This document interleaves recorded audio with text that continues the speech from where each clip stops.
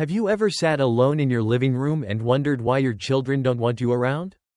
You raised your kids, gave them everything you could, worked hard your whole life.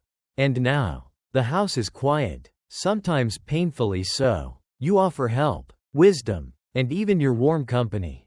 But they don't seem to want it. Not the way you expected. And not the way it used to be. You are not alone in feeling this way. This is something I hear again and again from good people. Kind people, mothers, fathers, and grandparents, who find themselves asking, why don't my kids want to live with me anymore? Or worse, why do I feel like a burden in my own family's life? Let's be honest, it stings. But today, let's talk about it openly. With compassion and honesty. This isn't about placing blame, but about understanding, because when we understand, we gain the power to choose peace, to change course, and to find new joy. Here's the truth. Many young people today simply don't want to live with their aging parents. It's not because they don't love us, or because they are selfish or heartless. It's because the world has changed, and so have the expectations of what family life looks like. Back in the day, multi-generational households were normal. In fact, they were necessary. Housing was scarce, money was tight, and families depended on one another in every practical way. Parents lived with their grown children not just out of love, but because there was no alternative. And somehow, those tight spaces created tight bonds. But fast forward to today, and it's a different world. Houses are bigger, yes, but so are our personal boundaries. Privacy is valued more than ever, and the pace of life is relentless. Young couples are juggling careers, bills, raising kids, managing stress, and trying, sometimes desperately, to hold on to a bit of themselves. To them, living with an elderly parent might feel like another responsibility, another layer of stress, another voice in the room telling them how things should be done. That's hard to admit, but it's true for many of them. Now, I know what you might be thinking, but I don't interfere at all. I only want to help. And I believe you. I know your heart. You offer advice because you care. You step in because you see something going wrong. You speak up because silence to you feels like neglect. But to a younger generation, especially one raised on independence and personal space, even well-meant advice can feel like control. Even helpful gestures can feel like judgment. It's not about right or wrong. It's about the lens they're seeing life through. Sometimes, it's not about us at all. It's about their need to feel like they have their own home, their own rules, and their own parenting style, even if it's different from ours. And yes, sometimes they get it wrong. But just like we did at their age, they want the chance to figure it out themselves. There is also something else at play. Something quiet and subtle. Many young people are afraid of watching their parents age up close. It's not that they don't care, it's that caring terrifies them. They don't know how to handle it. They don't want to watch the person who once seemed invincible grow frail or sick. And so, they keep a distance, sometimes emotional, sometimes physical, sometimes both. But here's something important. Living apart doesn't mean love is lost. In fact, sometimes space can save a relationship. I've known many people, maybe even you, who have tried living with their kids and grandkids, only to find tension growing, tempers flaring, and everyone walking on eggshells. One woman, Linda, gave up her home to move in with her son and daughter-in-law after they had their first baby. She cooked, cleaned, helped with the child, and tried to stay out of the way. But no matter how hard she tried, she always felt like she was in the way. Her daughter-in-law criticized the way she cooked, folded laundry, and even the snacks she bought for the baby. And her son? Well, he mostly kept quiet, trying to keep the peace. Linda thought, I'm doing everything I can. Why do they look at me like I'm the problem? Eventually, she left, not out of anger, but out of heartbreak. She went back to her little home in the country, quiet, simple, and lonely at first. Yes, but over time, peaceful. She found her breath again. And her son? He started calling more, visiting on weekends, and laughing again like he used to.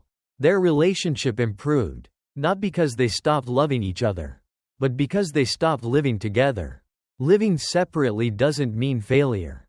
It means choosing peace over pressure. Sometimes, distance protects the bond. Still, I know that doesn't erase the ache of wanting to be close.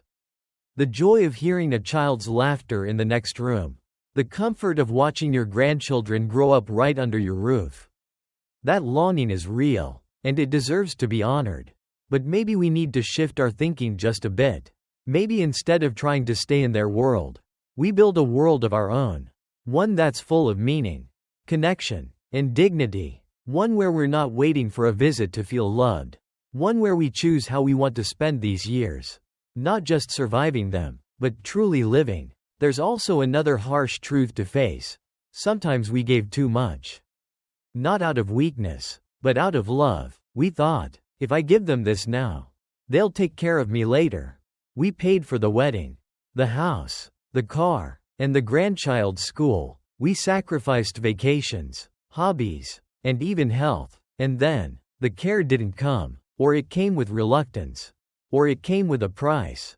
If that happened to you, please hear this. It's not your fault. Generosity is not a mistake. Loving deeply is not something to regret, but it is something to learn from. Maybe the lesson now is this. Give from your heart. Yes, but not from your future. Keep enough for yourself, enough space, enough peace, and enough resources to enjoy life on your terms. Because when you stand strong, when you protect your dignity and live with purpose, something amazing happens. People respect you more, even your own children, especially your own children. They start to see you not as a dependent, but as a whole person. And ironically, that's when they may start coming around more, calling more, visiting because they want to, not because they have to. And isn't that the kind of love we all want in the end? Let's take a deeper look now into how these family roles, expectations, and invisible emotional contracts shape the way we experience aging, especially when it comes to living arrangements. Because sometimes, what feels like rejection is really just miscommunication. Sometimes, what feels like loneliness is actually a chance to reclaim your independence and maybe even joy. You see, family is one of the most beautiful yet complex things in life. We love our children, we love our grandchildren, but that love doesn't always look the way we imagined it would. Especially as we get older. The roles shift. The house that was once full becomes quiet. The hands that once held everything together now tremble. And the voices that used to ask for advice now say, "We've got this." Sometimes, the most painful part of aging isn't the physical changes. It's feeling like you're being left behind emotionally. And when your grown children don't want you to live with them, it can feel like rejection. But what if we look at it another way? What if it's not about rejection at all, but about them trying to protect their version of peace, just as we're trying to protect ours? You might remember George, a proud father of three sons and one daughter. Years ago, he believed he had it all figured out. In the village where he lived, having many sons was a mark of pride, a promise of strong support in old age. So he worked himself to the bone, construction sites, late nights, early mornings, all for the kids. He gave them everything he had, saved every penny, and went into debt to help them marry, build homes, and start families. His daughter, he thought, didn't need anything. She was getting married, her husband would take care of her. So he kept his focus on the boys. But when his wife passed away and his body began to slow down, George discovered something he hadn't expected. His sons didn't want him. Or rather, they didn't want to care for him. They passed him around, 1 month at a time, from house to house like a package nobody wanted to keep.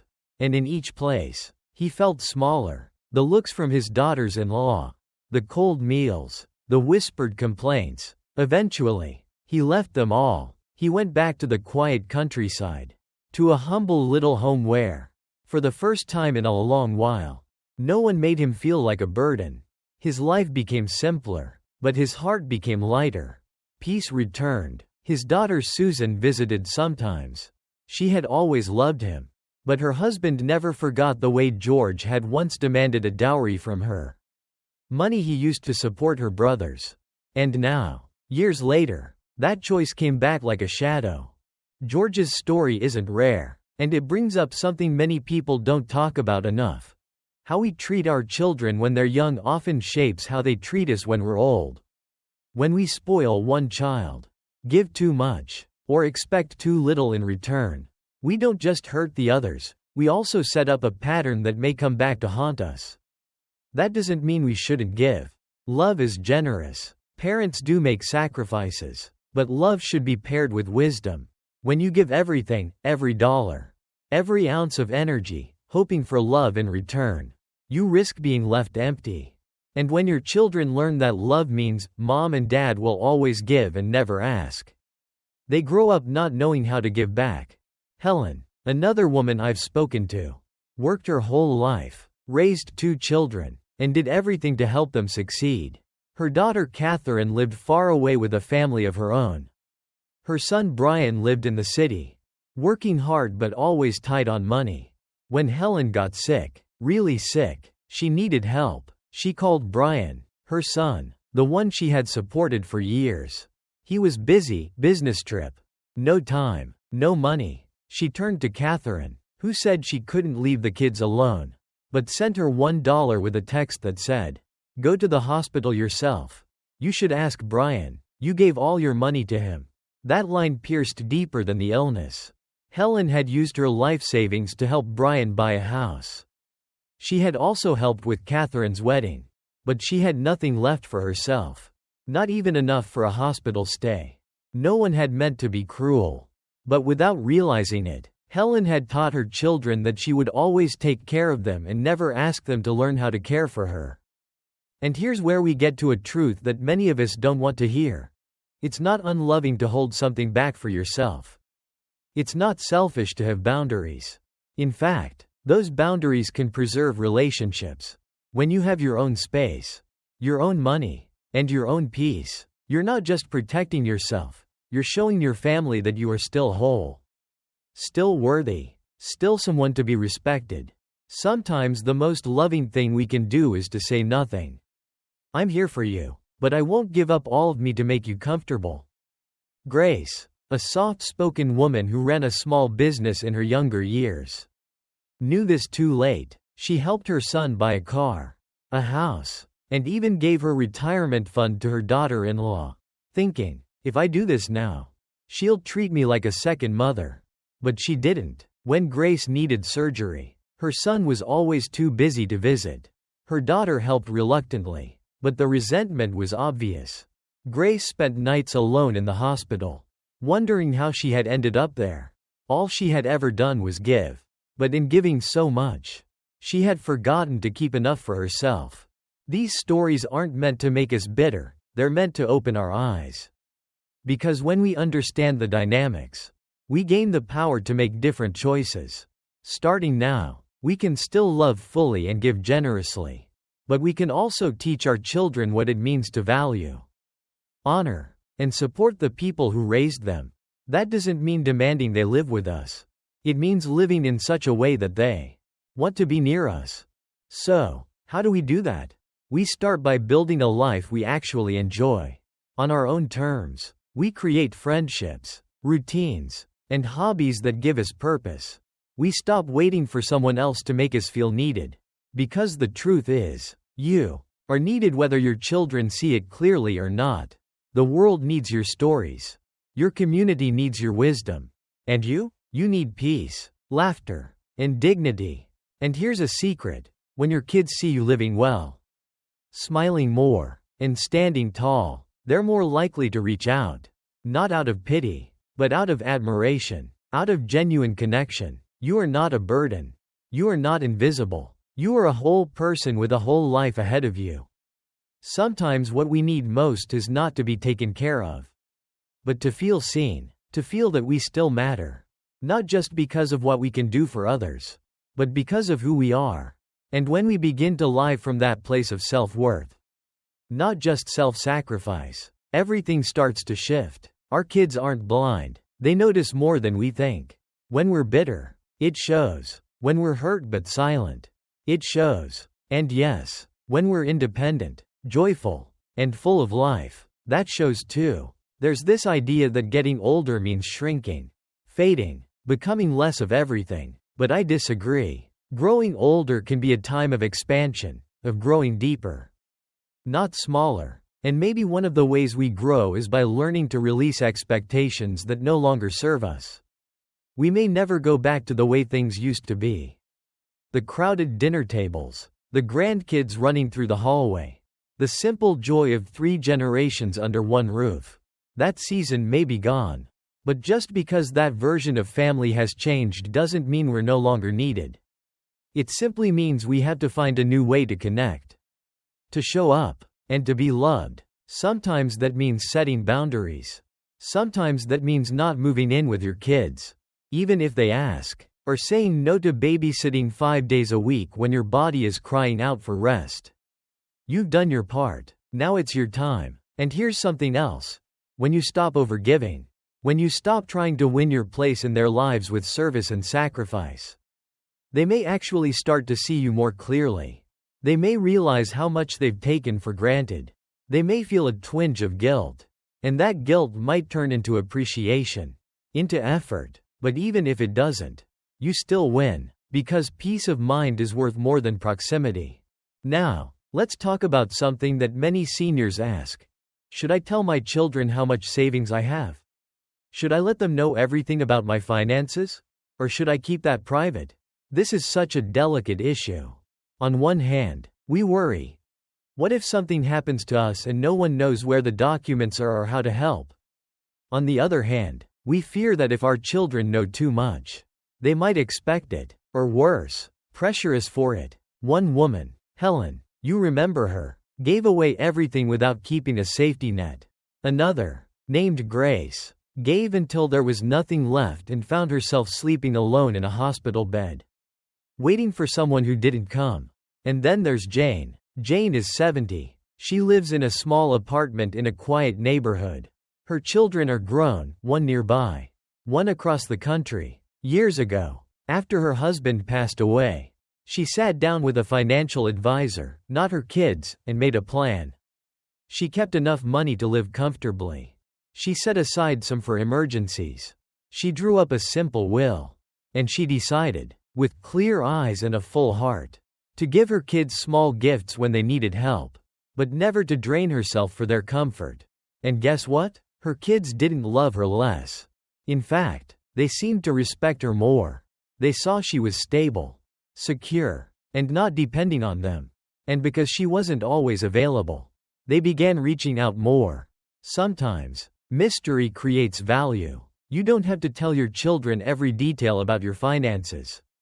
You can prepare the documents they'll need when the time comes. But you don't have to lay it all out while you're still standing strong. You are allowed to have your own life, your own security, and your own plans. That's not cold, it's wise. And remember, when it comes to giving, whether it's time, energy, or money, you get to choose. Not out of fear, not out of guilt, but from a place of confidence and clarity. One man, Charles, told me something I'll never forget. He said, I spent 40 years giving everything to my children, every dime, every favor, every weekend, and they still don't call. But the moment I started saying no, they started paying attention. That stuck with me, because sometimes love looks like giving, and sometimes love looks like letting go. Now, none of this means we should shut our families out or turn our backs on them. Family matters. Grandchildren matter. The memories we share, the holidays, the hugs, those are still precious. But you can enjoy your family without living under the same roof, without giving up your space, and without becoming someone you barely recognize just to keep the peace. You've earned the right to rest. You've earned the right to boundaries. You've earned the right to say, I love you, but I also love myself. And maybe, just maybe, that's what your children need to see most. There's one more thing I want to say, and I hope you'll take it to heart. No matter how your children treat you, no matter what your past looks like, and no matter how alone you sometimes feel, you still have value. You still have wisdom. You still have stories that the world needs. You still have a spark inside of you that no one else can extinguish. So don't spend these years waiting for someone to knock on your door.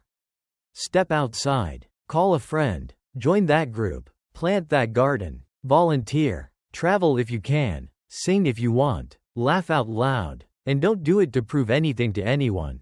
Do it because your life matters. Still, right now, just as it is. If your kids come around, let it be because they love the person you are, not just the things you've done for them. If they don't, let that be their journey, not your burden. And if you've been hurt, really hurt, by a child you loved, please remember this. Their choices don't define your worth. You don't need their permission to heal, or to move forward, or to start again. You are not too old. You are not too late. And you are never, ever alone. This world still needs your heart, your voice, and your strength.